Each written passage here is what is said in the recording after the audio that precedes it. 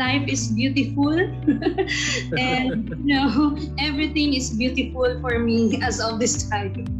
Yun, ginugol ko talaga yung buong oras ko sa paghahanap all over the Philippines. Wala pong agency business na walang leader.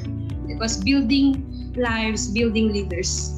Ang dami pa talagang magagaling na pwedeng maging leader sa industry na to. Family support is very important in doing the agency business. I'm so fortunate that my family are all into this business. Usapan naming apat na mag-bolt in na tayo, no? Mag-full force na tayo. Tinitingnan ko talaga yung progress ng economy ng isang lugar. Yung saturation ng business, kung ano, it takes a lot of research. Huwag padalos-dalos. In-establish ko muna yung pwede kong kausapin. A person who has the center of influence. Daming magagaling sa kanya-kanyang mga field nila sa industry. Hindi pwede dito ang atras abante. Because if you have a deep faith, nothing is impossible. So believe. Boss Ivy, God is so good that He gave us this all the blessings that right now the family, while there are businesses that were badly affected in these pandemic times, we also know that there are so many businesses that are flourishing. So the people who are working in these industries, who are making good during the pandemic times, are actually very potential big market for us. The need for life insurance and medical insurance become more real and urgent. People now consider setting aside their funds for life and medical insurance as one of their top in their priorities. Because people are just seeing what the agency had achieved. What they did not see are the story behind, story of failures behind the agency. People that only have confidence in their leader, but more importantly, they have confidence in themselves. The power of practice. Kailangan para ma-master natin yung lahat ng ginagawa natin, but we have to develop leaders. Yung lahat tayo parang merong pagkakataon na maging leader given the opportunity and the power of yung relationship. So, pinaka-joy na masasabi natin sa career ko is kung makita ko na lahat ng mga kasamahan natin successful. Connect is the word. Why connect? Because we need to connect to them differently, and in a way we need to connect so that we can manage them differently. Because of the pandemic, certain shifts in behavior came about. So now millennials and Zoomers are now more focused on job security, health, and welfare of the family. So 80% of the millennials and the Zoomers were badly affected by the pandemic. That means 80% has lost their jobs. Why? The Gen Y or the millennials, meron silang view of the world that it is my way of looking. Mas marami yung nag-try being entrepreneurs. And so we need to put them in a program where they can learn and also touch the more important aspect of their being, which is, it's for me, what is the mission about and what is the value of this job. Sa insurance kasi, di ba, it's saving lives, savings, finances. We need to talk to them more on that. I want to be remembered as an influential leader. Hi Shane, good evening. Maayong gabi sa tanan. It's my first time, but I'm excited to share something valuable to everybody.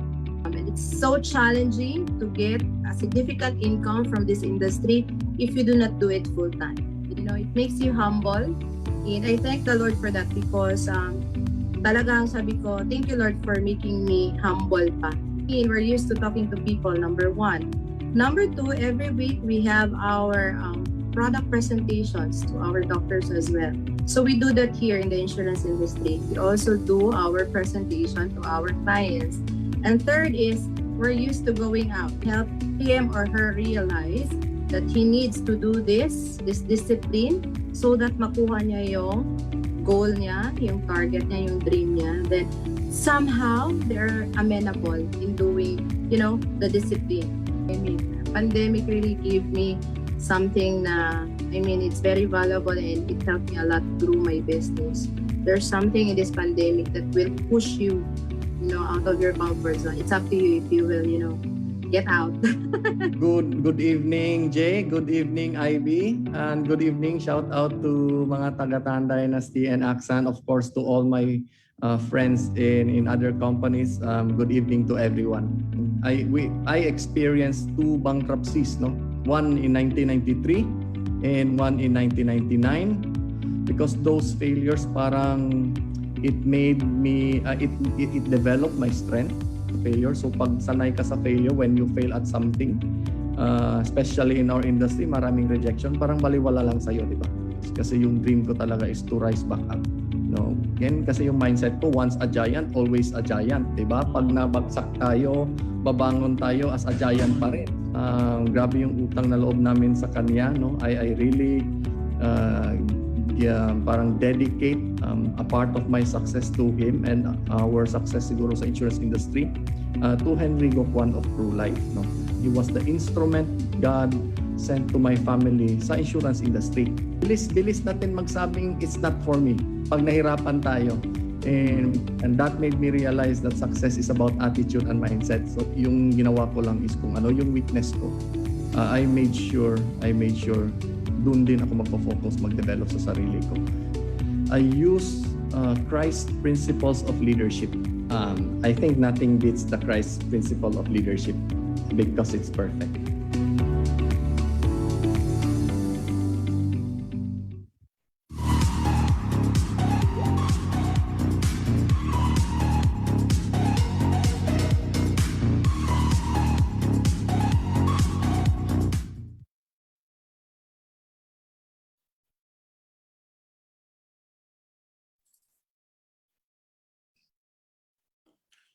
Good evening, Jay. Good evening, everyone.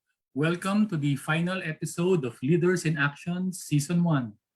Tonight, there will be a twist in our program.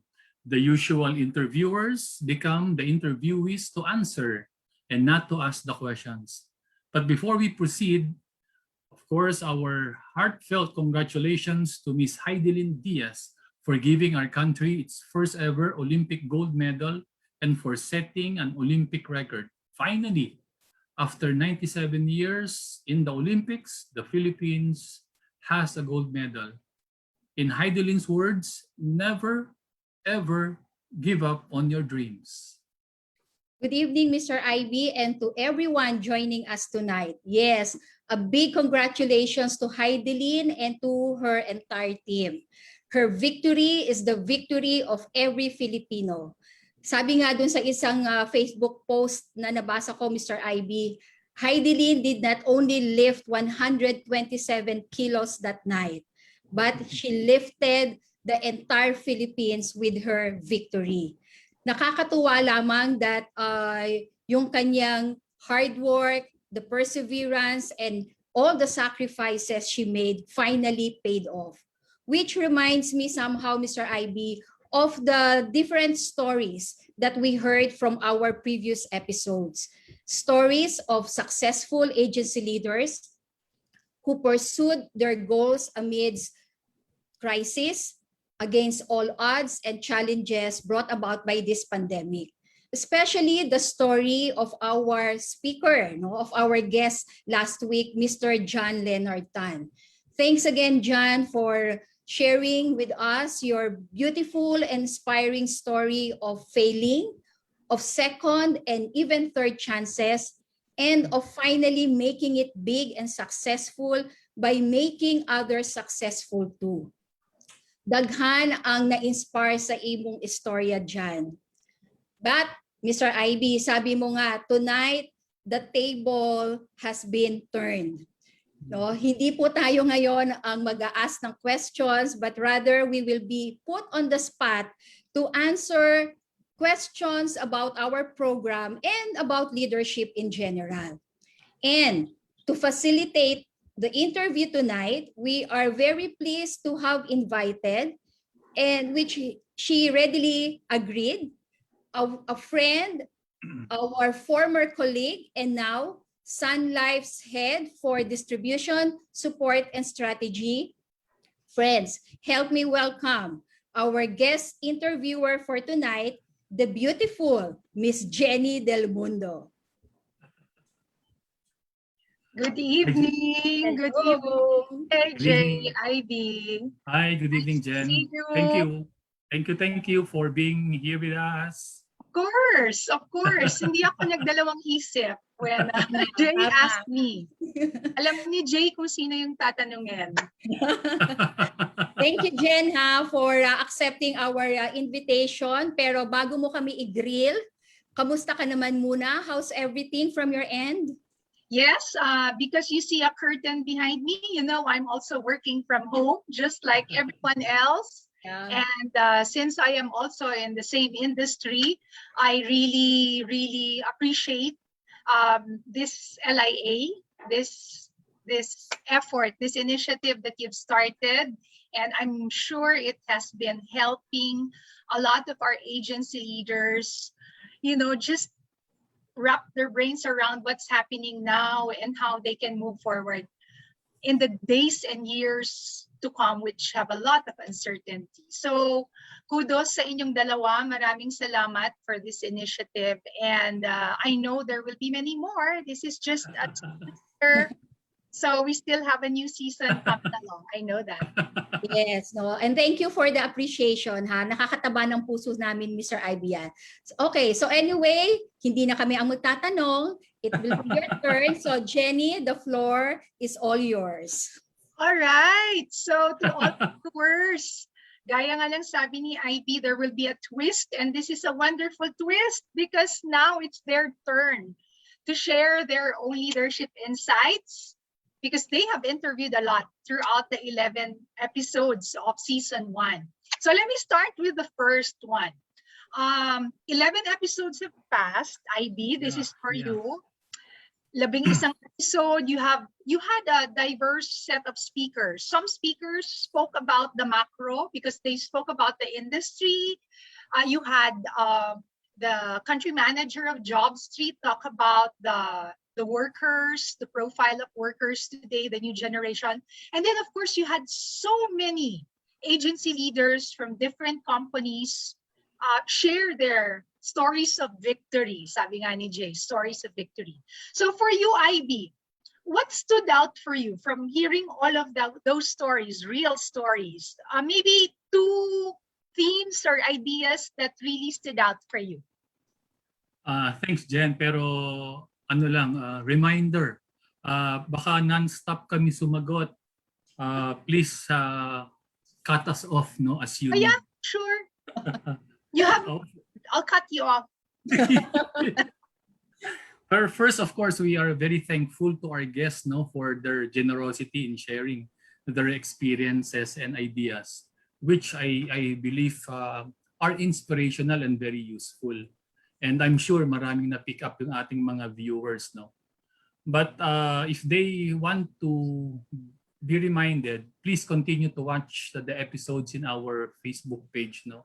And you will find a continuous source of rich and practical proven ways of leading teams, no. Tama ka, Jen, yung aming mga guests focus on different aspects of leading a successful agency operations. But as I went through the episodes, I can find 2 themes which are common in most of them, no. Unang-una is really the ability to adapt to change and making the most out of it. All of our guests emphasize the many changes happening around, no, both good and bad. For example, the insurance commissioner, from an industry standpoint, si PLIA President Benedict, from a company perspective, si Job Street naman, si Philip, from the Gen Y and Gen Z angles. The Gamma President si Susan and si Lua President Christine from an association view. And of course, our dear leader guests, si Anna, si Nancy, si Shane, si Henry, no, si John, and si Patrick all shared what they saw from the ground. And certainly there were multiple changes happening, both negative and positive. And clearly their success is the result of how they were able to adapt to these changes and then their ability to make the most out of them. Narinig natin from them that COVID prescribed what are the things that we can do less and what we cannot do anymore. Certainly, sinira niya yung routines natin. Alam natin, face-to-face transactions went down.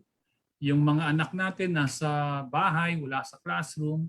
Major events like birthdays, graduations, even my daughter was complaining about hindi na niya nakasali sa plays, no, sa school. Social rituals, no. Of course, yung mga mahihilig na shopping katulad ni Jay at ni Jenny, wala na yung experiential shopping. On the other hand, there are things that we can do a lot more like distance learning, online shopping, work from home, Zoom, digital selling for our people, selling beyond borders, and of course, telemedicine. No?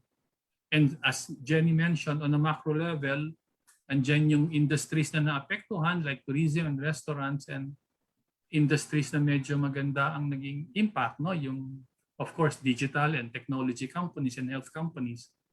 We see also the increasing awareness of our services, no, in insurance, both health and life insurance.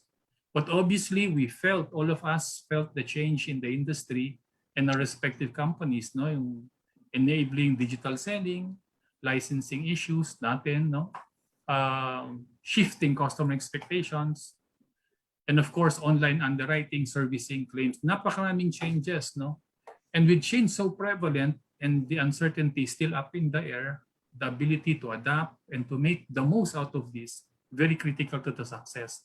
Kaya nga doon narinig ko yun sa ating mga guests, which really stood out is their ability to understand and appreciate what's happening around them. And then kagad-agad, ina-assess nila anong impact nito sa ating operations. And then come out with a set of actions to adapt. And then finally leverage on what's happening. Marami nagsabi sa kanila that they relied on their experience and vital lessons from their past successes and from their past failures, no. And as they navigate through the changes, sabi nila they always keep their North Star o yung purpose nila very much in their minds, no. So again, obviously, no, ang daming changes na nangyari, and your ability to make the most of that will be critical to the success. The second thing that I found common among them, and which is uplifting as far as I'm concerned, is they're putting their people first in their agenda. Is not a slogan, ano? Talagang totoong-totoo kasi nakikita mo sa ginagawa nila in their language that they use and in their actions. And to me, this is very inspiring given that we hear and we read some of business and even political leaders who want to be leaders or are current leaders but tend to unfortunately use their position for their personal agenda and myopic interest. No? Itong ating mga naging guest leaders, they really clearly and sincerely put their people up ahead. No? Yeah. Ano yung isip nila, ano yung decision nila, actions nila para sa tao nila. Because they really take the role very seriously as a privilege to shape the lives of their people. No? Alright. Yung ang mga parati nilang sinasabi, bakit mo ginagawa yan, bakit hindi ka napapagod, bakit pinipilit mong maabot yan. And their common answer is that because this will help my people get to their dreams much faster. No? Yeah. And sabi ko nga, this is not bola-bola lang, this slogan. True. Kasi kitang-kita mo sa action nila eh. Alright? And to me, this is their motivation to ensure that the people under their care will really have a good present and a better future. Yeah. Very true. Very Di ba true. parang doon sila humuhugot ng lakas, yung parang paano sila makakatulong sa mga tao nila, lalo na sa panahon nito na napakaraming pagbabago. No? Alright. Okay. Very good. I'm sure the audience also who were there throughout the 11 episodes, you know, the things that you said resonated with them. especially yung second mo, yung sabi mo yung people first. This is a very natural, I think, for agency leaders, because day one pa lang, when they brought in these advisors or recruits to their teams, di ba yun yung pinangako nila, that this will be better for you, will make a better life. And it's so nice because of the stories that you shared. That was not lost, no? With all of the business and the quota and the success. Hindi nawala yon.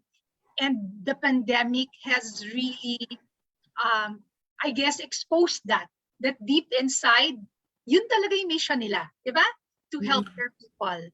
And then, I love what you said at the very start, di ba? It's not the change or the circumstance by itself, but it's how we respond to whatever changes and circumstances. So, a lot of lessons talaga, and good choice for those highlights of the 11th episode. So, I'll go to Jay this time, Jay, when you retired, the last post you took was of a chief agency officer, right? I'd like you to do a little bit of time travel here. CAO, Chief Agency Officer pa din, at dinatnan mo itong panahon na to ng pandemic, quarantine, work from home, virtual, disruption, circuit breaker, at kung ano-ano na terms na lumalabas. As CAO at this time, what would you be focusing on to enable you to achieve your business objectives? Okay, first of all, I am thankful that I am no longer active when this pandemic happened, no? So God must be very good, no, to us. No, but to answer your questions, siguro 3 things come into my mind, no? And I'll use the acronym ACE to answer that, okay? A, the first focus will be on my being accessible. I would make myself very active in listening more to the issues and the concerns of the staff and the agency force. In my experience, people do not usually expect us to have all the answers. And even if we have the answers, they do not expect us to give it immediately or give the solutions immediately.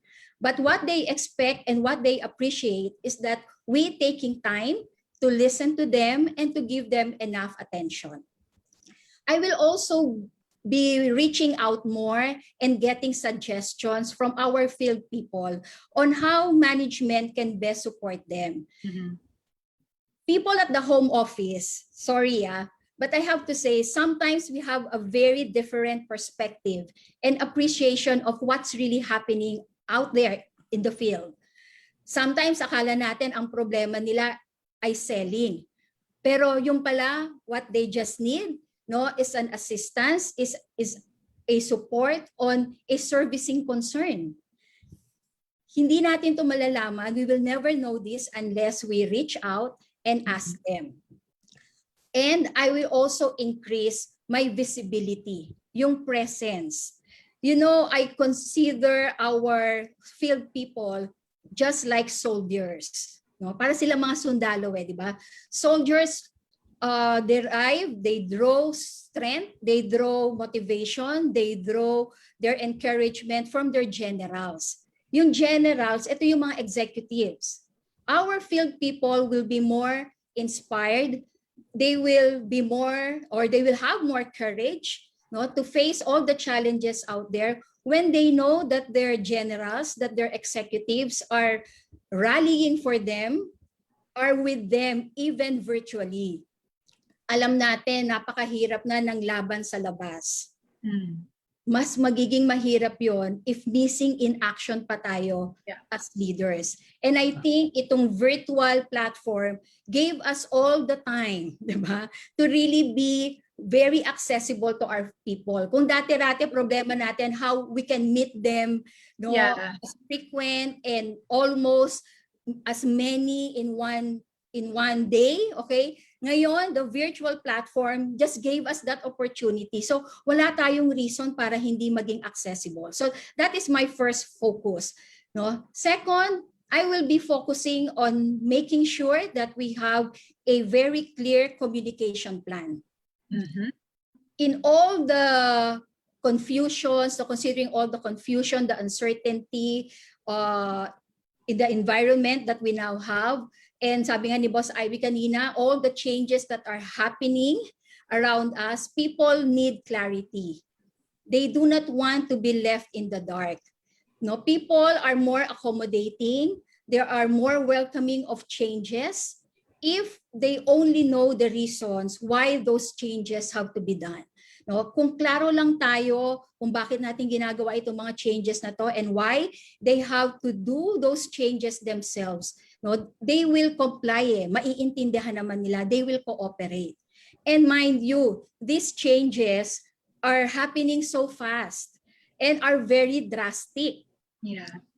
That's why kailangan yung pag-communicate din natin sa kanila should be faster. So I will use all the social media platforms available for me. I believe halos lahat naman yata ngayon sa industriya may Facebook, 'di ba? May Facebook account na. All units have group chats already. So there is, 'di ba? There is really no reason, no excuse why I cannot reach out to them. And remember, fake news does not happen only in government. Even in the corporate setting, may fake news. When people do not know the truth, they speculate.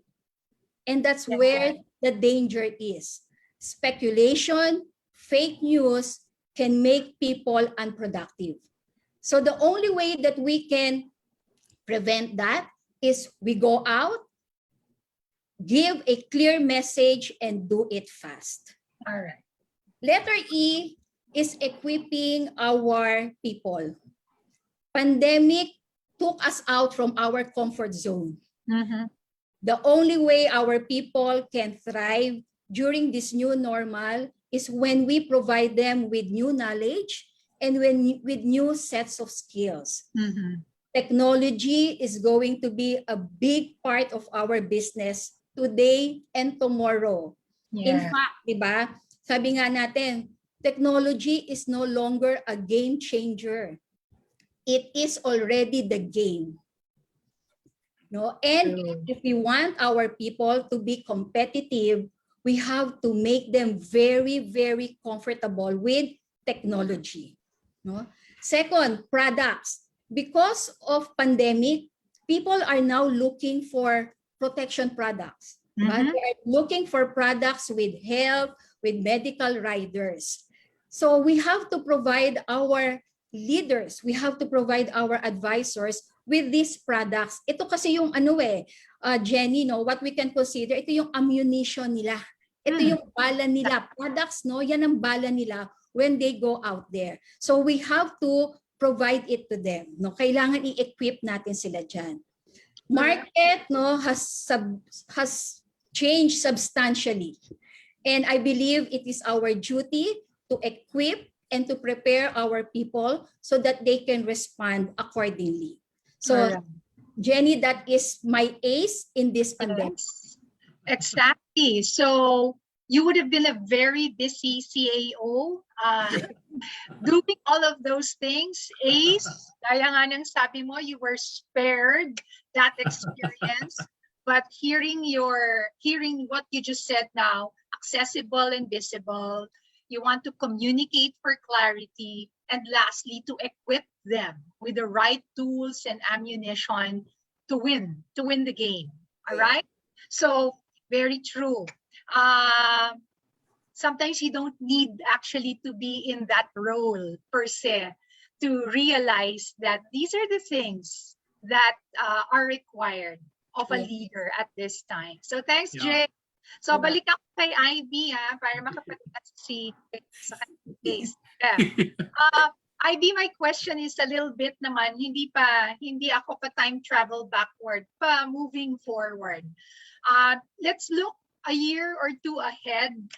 Maraming uncertain, new normal. What is the new more normal when the pandemic is over? magbabago pa ang insurance landscape, the way we work, the products that we sell, the governance, the preference of consumers.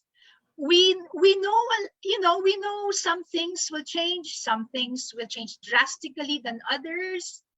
Pero ang dami pa ring ambiguity and uncertainty. So ang tanong, anong masasabihin mo sa isang insurance agency leader today? Anong mga kailangan mong paghandaan? What should you be preparing yourself to be or to do para pagdating na yung new normal na yan at mas defined na, ready ka? What would your advice be to the agency leader? Thanks, thank you, Jenny. Ang challenge kasi today is that, as you've mentioned, we do not know exactly when the next or the new normal will happen. This year, 2022, 2023, it's really uncertain. So given the unpredictable way, lalo na itong virus na to mutates, and we're not sure also how effective all of these vaccines are, versus the new variants. It's really very difficult to ascertain when and how things will stabilize, and even when, what kind of new normal that will be. For example, ito ng Delta variant na to, hindi ba? It has changed the dynamics of the pandemic and has really parang postponed global recovery in a bit. But having said that, there are a few things. First, yung ating mga leaders must be conscious about that it will be certain. Ito talaga, andyan ang pandemic o wala, ito na to. So they have to be clear about this. Una, as Jay mentioned, digital and remote interactions will continue to increase. Kasi natikman na ng mga customer, ay, komportable pala, ay, mabilis pala, ay, convenient pala. So now, more customers will really go into digital. So to me, agency leaders must at least do two things. Number one, siguraduhin nila ng mga tao nila talagang nakakaintindi at gumagamit ng technology. Yeah. Pangalawa, which I think is medyo kailangang pag-isipan, ano yung aspeto ng trabaho nila na hindi mapapalitan ng technology. Kasi as we go into technology, baka their value erodes. So yung mga agents, advisors na only provides information and tend to collect premiums, they will never last. Pangalawa, very clear, the awareness for medical and life insurance will again continue. Also included yung emergency fund kasi natikman na ng tao yung pag wala kang pera, delikado ka, di ba? So the question now is how must agency leaders convert this increasing awareness to actual sales? So yan dapat niyang pag-isipan. Pangatlo, customers will continue to expect a lot more. Sigurado yan from the providers of whatever service including life insurance. So ngayon, dapat naman ang agency leaders, to my mind, must work closely with their head office kasi they are on the ground. They should provide their companies immediate feedback so that their companies will now be guided ano yung uunahin nila. Kung magbibigay ng digital tools, anong klaseng tool sa kanila at sa mga policy owners. And then, napakahalaga, agency leaders, dapat pupukpukin ninyo yung inyong mga advisors for continuous learning. Because frankly, many customers, if not all customers, are now much more knowledgeable compared to the past because it's so easy to get information online, di ba? Alright? So, I guess what I'm saying is that una, klaruhin nila na meron mga things na andyan na. So, prepare for that. On the other hand, after having said that, there are a lot more unknowns in the horizon. Yeah. Mas marami kang hindi alam eh. So in this environment, how can you manage it? Well, I was thinking, di ba we have heard this quote, expect the best, prepare for the worst. Yeah. It might be good for leaders to take some cue from this quote. Although marami palang versions ito, So one version that I like most is yung ito, expect the best, plan for the worst, pero prepare to be surprised. Alright? Now, unahin lang natin expect the best, Expect the best, for example, that the economy will continue to improve. Expect that the herd immunity or population protection will be faster than expected. Expect that the IC will fix the licensing and testing issues. Expect that the IC will be pushing a lot of innovative ways of selling and servicing. Tapos sa kumpanya mo naman, expect that the company will continue to invest in digitalization to help distribution to have better enablers, no? So, by expecting the best, anong ibig sabihin niyan? Hindi ibig sabihin, things will be better, you will become complacent. And then, on the contrary, precisely because things are bound to be better, paghandaan mo na yan. Correct. Diba, yung turo natin ka sa investments o sa financial planning, pag nakikita mo 5 years from now, looks like equities market will grow to 10,000. 3-4 lang ngayon ng PSEI, di ba? So what do you do to make sure pag dumating sa 10,000, kitang-kita ka? Yeah. Pumosisyon ka na. Yes, pumosisyon ka na. By expecting the best, leaders will now focus on the positive. So medyo hindi yung negative ang nakikita niya. At ang maganda doon, kapag focus ka sa what will likely happen for the better, mag-iisip ka, ano ang gagawin ko rito? But more than that, you get your people excited. Kasi ang pinag-usapan nyo, opportunity din, di ba? Hindi yung problema, concern. So that's, to me, is very important. And that also instills hope for your people. No? So now, punta naman tayo sa plan for the worst. Plan for the worst, halimbawa, wag namang siyang mangyari, pero a possibility, maglinger yung COVID for another year or so. Correct? Tapos yung economy natin goes back to recession. Tapos yung health system natin medyo talagang na-pressure. At ito pa, by 2022, political situation natin will create fear sa foreign investors. Tapos yung company natin, dahil medyo bumababa ang sales, hindi nag-grow, nag-cut ng cost. Ng expenses, yes. So, while it is impossible to capture all that can possibly go wrong, by planning for the worst or scenario building, kahit pa paano parang nafo-focus, nagtatanong ka, anong pwede kong gawin? Therefore, the focus is, what can you control? Diba?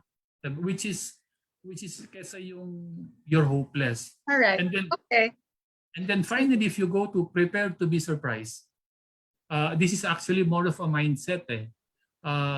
Diba, one lesson that COVID has taught us today is that anything that it can happen.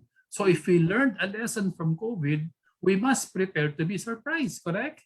Yeah.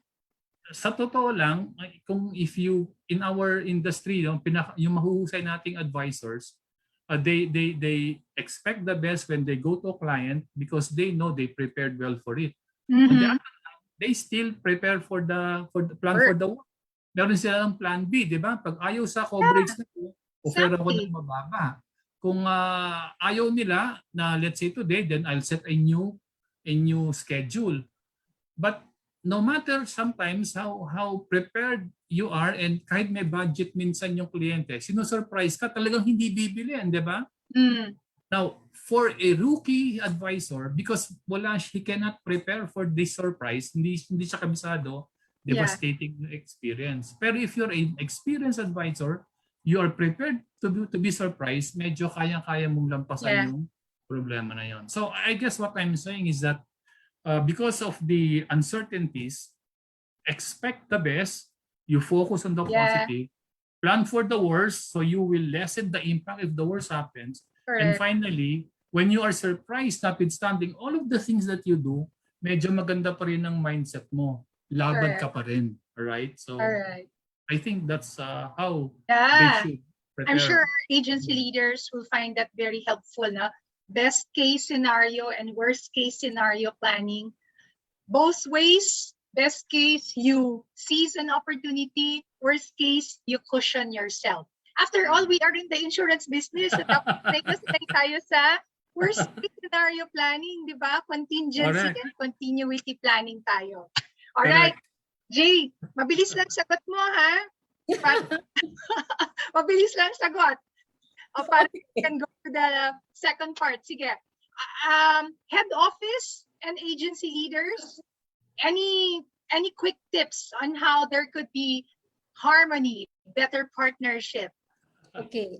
Jenny, but before I answer that, gusto ko lang i-acknowledge lahat yung mga nagko-comments, nag-cheer sa atin sa ating Facebook page, no? So thank you very much ngayon ko lang nalaman na meron pa rin pala tayong fan base. Okay? So tayong tatlo, kasi wala tayong ibang guest eh. Tayong tatlo lang. So ibig sabihin tayo ang pinapanood. Must be us. ng mga- Must be us. Oo, tayo ang pinapanood nila. So thank you, fans. So, maraming salamat sa inyo. Okay, to answer the question, kanina I used the acronym ACE. Ngayon naman, to answer the question, I will use the acronym ACT. Sige. So, paano magkakaroon ng letters to J? Ha? tatlong letters lang to, okay? Very Okay. quickly, okay. A, leaders and management should have alignment. Okay. They should have Good. alignment. It cannot be that one is going north and the other one is going south.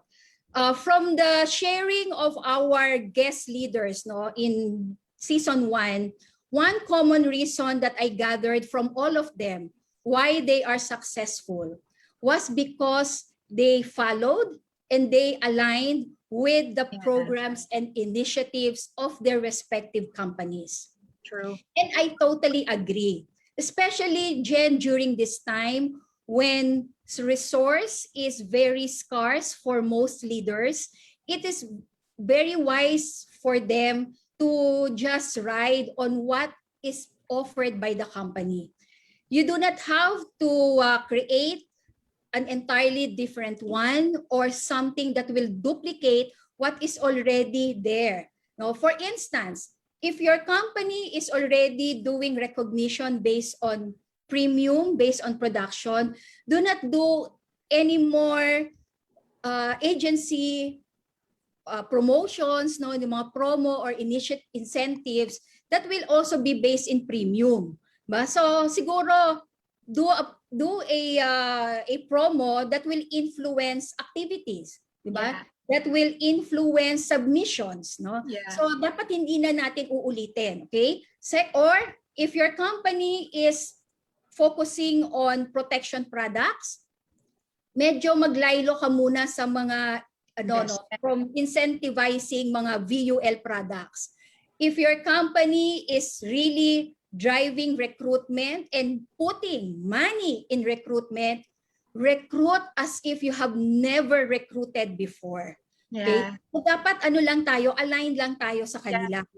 Because remember, all companies, they will not invest on something that wasn't carefully thought of. I agree. C, okay? So yung C natin, leaders and management should always have proper coordination and frequent consultation. In the agency system, agency leaders play a very vital role of being the conduit, diba? Between management and advisors. Yeah. Very seldom do you find advisors that go directly to lead to management To for head their office. concerns, diba? And vice versa. Usually, almost always, communications are being done through the agency leaders. So it is very critical and it's very important that leaders and management to always coordinate with each other and consult every now and then. Diba? Sabi nga ni Coach Ivy kanina, yung mga leaders natin should be providing feedback to the management para kung ano yung mas kailangan gawin based on what they see on the ground, diba? So management kailangan ganun din naman, So para yung no misunderstanding, there will be no miscommunication, and whatever issues there may be, madaling mare-resolve kapag merong proper coordination. And T, trust. Alignment, coordination, consultation will only happen when there is enough trust between the two. Management and leaders should be should be confident enough that they have each other's back. Management should trust that leaders are there to support and to be their partners in promoting their programs and initiatives. On the other hand, leaders should be trusting enough to trust management that they will not do anything to the detriment of the agency force. Tiwala lang ang kailangan dito, Jen. So How can they be better partners? They have to act together. Correct. Very true. The same three words that you said will apply to any kind of organization, institution, government, and families. If we had alignment, we have consultation, and we have trust, I guess there is no challenge or problem na hindi natin ma-overcome. Huh? Yeah.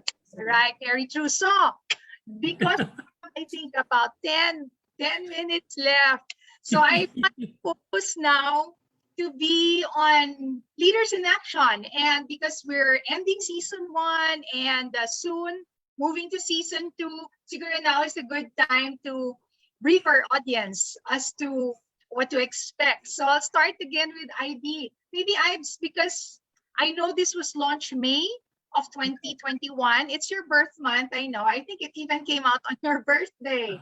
One day after his birthday. Correct. So, natapos na ang season 1, papasok na yung season 2. So, did it meet the objectives that you set forth at the beginning? Itong natapos na season 1.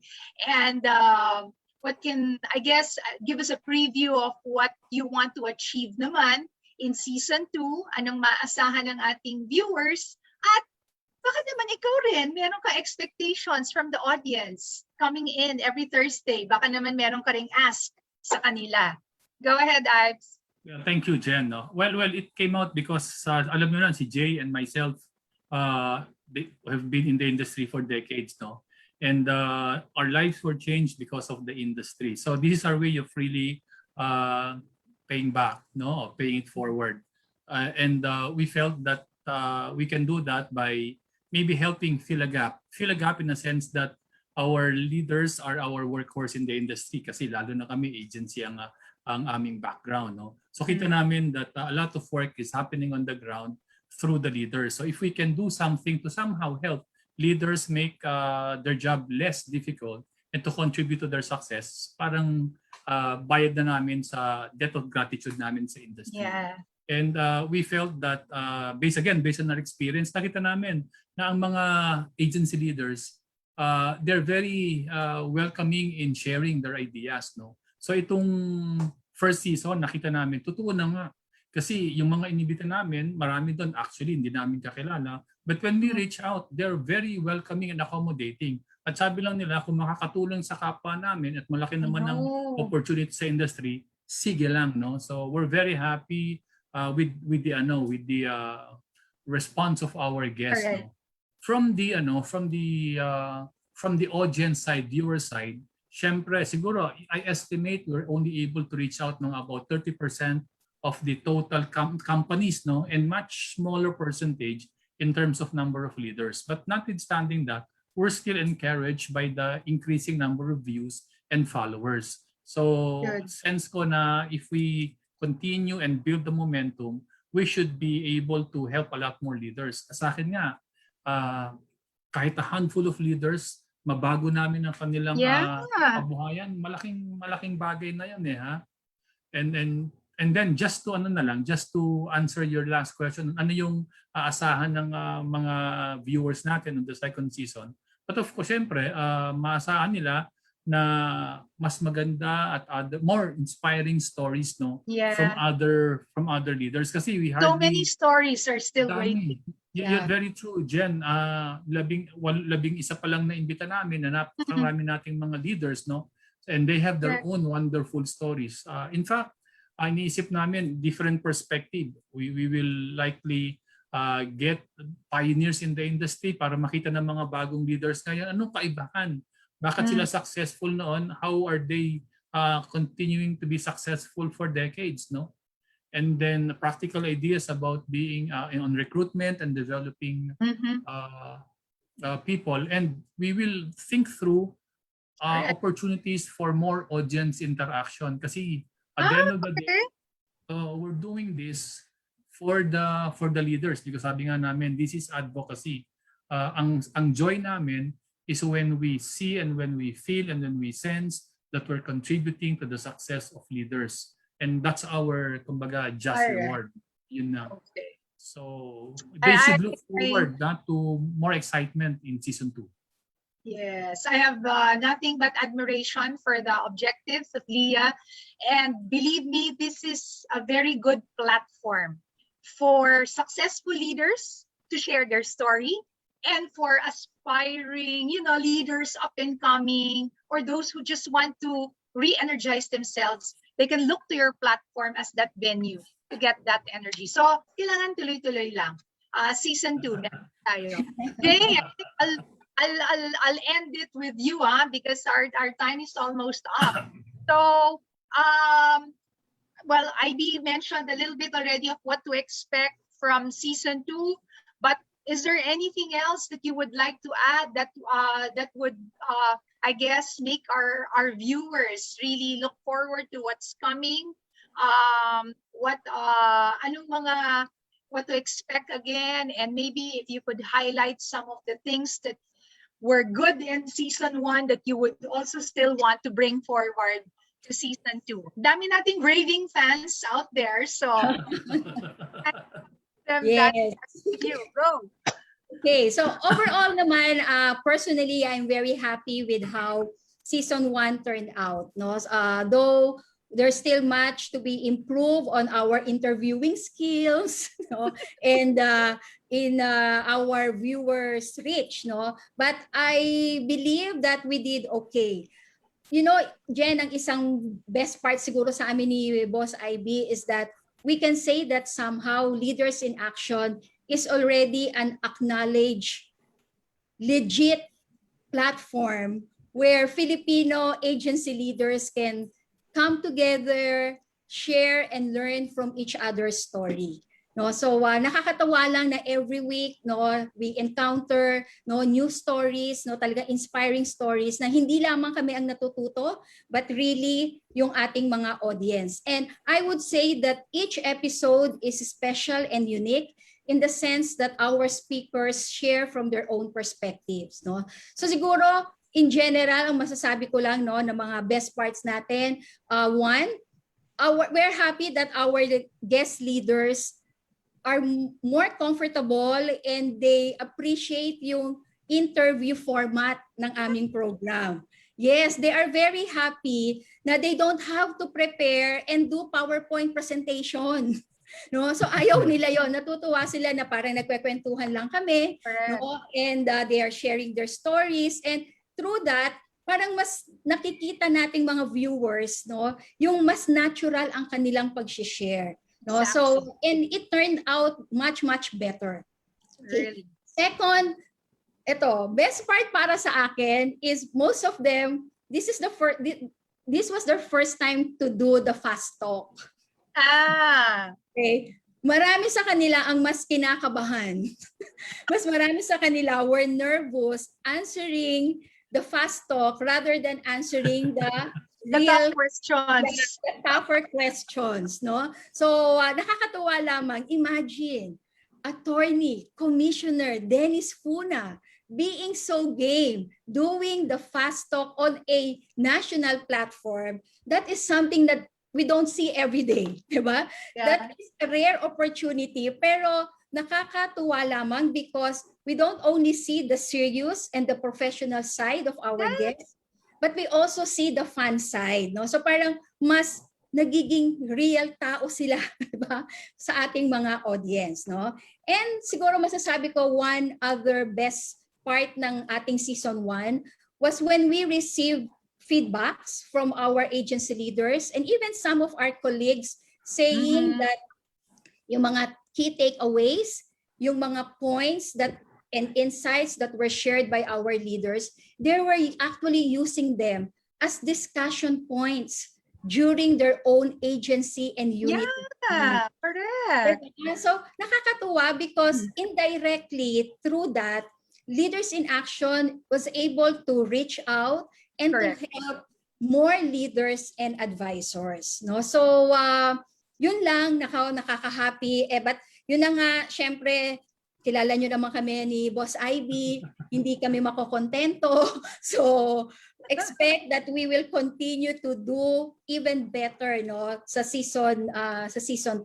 In fact, kahit na break kami ng August, hindi kami titigil, no, in brainstorming how we can make season 2 much better.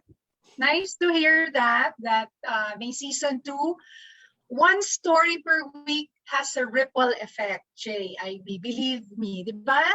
Nakinig ng isang oras, pero i-echo yan ng lahat ng listeners to the various forum in their respective branches. So that's the value that you bring to the industry, and particularly to our field managers and agency leaders. So I guess that's I'm not going to do a fast talk on you guys.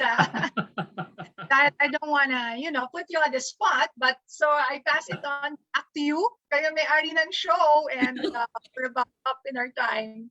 Okay, so thank you, Jen, again for doing this interview with us. But at this point, siguro, gusto lang muna namin magpasalamat. No? So on behalf of Mr. IB, we would like to thank everyone from Luzon, Visayas, Mindanao, and even those out of the country, no, who have joined us during this past 12 Thursdays. Thank you very much, for spending your Thursday evening with us.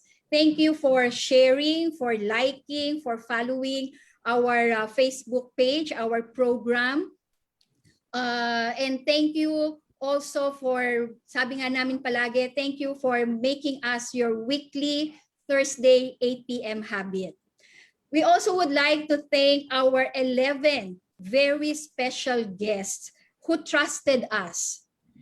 Jen, Leaders in Action do not have the track record yet.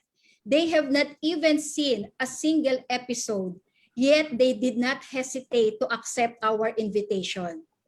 Face value lang namin ni Boss IB ang basis nila, and yet they were very much willing to share. So to all of you, our 11 very special guests, thank you very much for making Leaders in Action your partners in sharing your beautiful and inspiring stories. Ang daming insights, ang daming aral na nakuha sa inyong mga stories.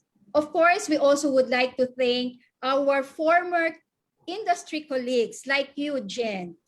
No, thank you you are now executives in the different life insurance companies. Thank you because you were the ones who connected us, introduced us, recommended to us our guest leaders. No? Thank you for agreeing to be our talent scouts, because by agreeing to be one, you are already helping our advocacy. So thank you. And please do expect that we will continue to knock on your doors. And finally, we would like to thank our tech support.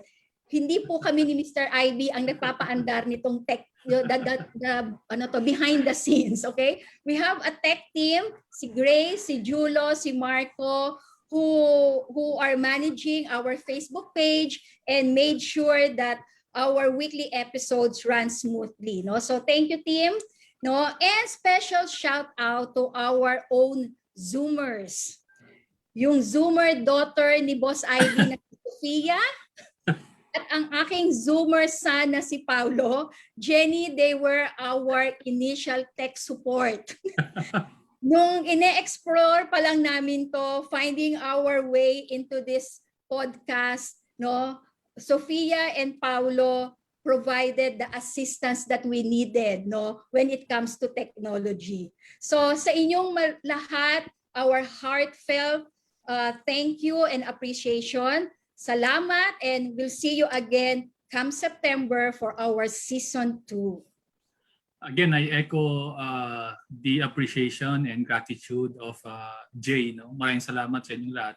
But before we go to season 2, please continue to follow and like our Facebook page, no, so that we can update you of the latest postings, no, of Leaders in Action.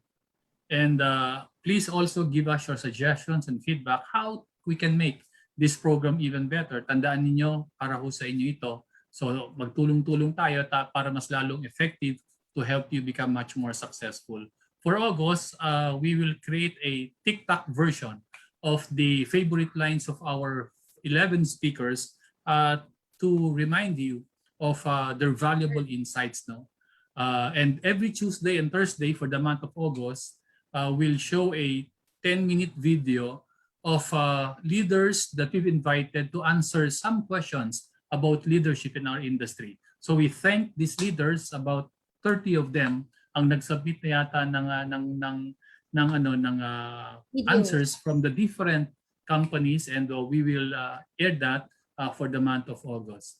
So come September 2, we will see each other again, season 2 of Leaders in Action, no? Opening episode. So once again, we want to thank Jenny. Sabi nga ni Jay, the beautiful Jenny, binayaran siguro ni Jenny. But we look forward to seeing all of you, no, in our season 2. Yes, thanks again, Jen. And congratulations, Mr. Ivy. We made it through our season 1. Okay, God's grace. Yes, by God's grace, natapos natin ang season 1 ng mukha namang matagumpay. No? And break tayo for the whole month of August. But sabi mo nga, very active pa rin ang ating Facebook page. No? So please watch out dun sa ating mga almost daily, no? May daily posting pa rin po kami, no? So I'll see you again, Mr. Ivy, on the first Bear months. Okay, Bear na, no? So pagkita natin, Bear months na po tayo. So I'll see you in September when summer is gone. Ang bilis talaga ng panahon, Jay. Bear months na nga pala on our next episode. So to all of you, see you on September 10. Thanks again, everyone, for supporting our season 1. Sir, September 2. September 2. We will see you again here in Leaders in Action. Real leaders. Real stories. And real talk. September 2. See you. September Maraming salamat. Thank you, Thanks, Jen. Jen. Thank you, Jen. Thanks. Bye, Bye. Thank you, everyone. Bye. Bye.